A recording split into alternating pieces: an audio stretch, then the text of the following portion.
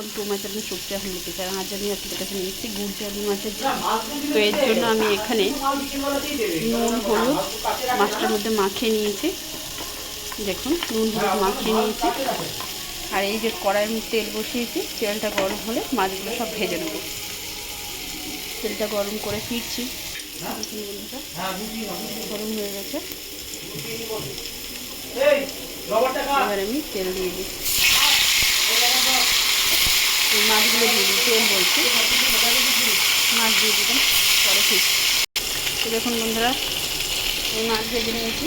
আর এই পোকাটা ছিল, এটা ভেজে দিয়ে নিলাম। এটা তুলে নেবো। তার আগে গ্যাসটা একটু কম করে দিই।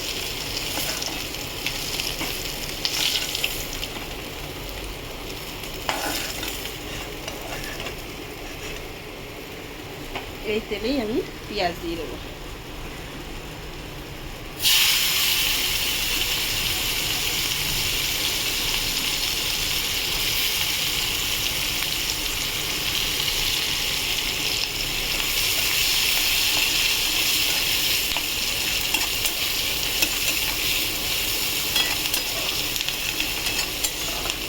পেঁয়াজটা আমি দেখিয়েছি।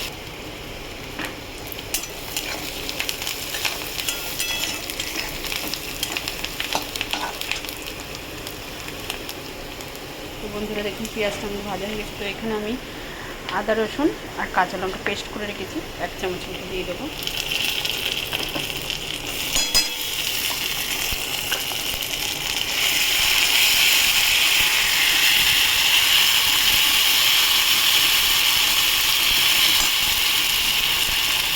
কাঁচা লঙ্কা দিয়ে দিলাম, টমেটো দিয়ে দিলাম।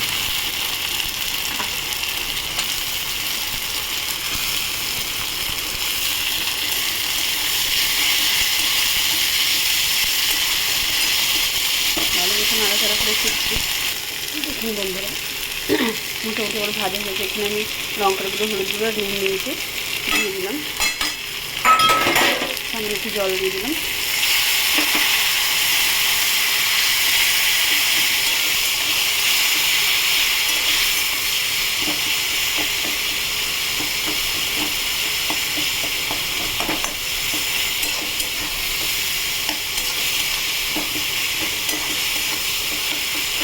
মশলা থেকে তেল না ছাড়া পর্যন্ত এবার কষে যাবো মশলাটা ভালো করে।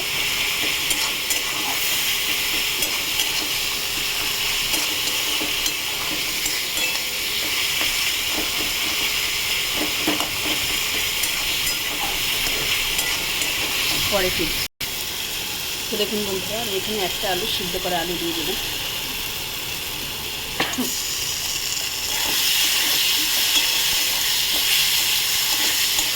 পরে ফিরছি। তো বন্ধুরা দেখুন, এবার আমি জল ঢেলে দেবো।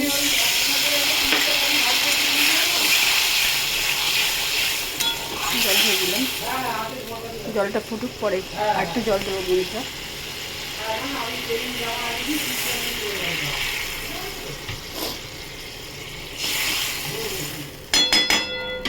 মাছটা ওর সাথে সাথে দিয়ে দিলাম, যেহেতু আলুটা আমার সিদ্ধ করা আলু, ওই জন্য মাছটাও সাথে সাথে দিয়ে দিলাম।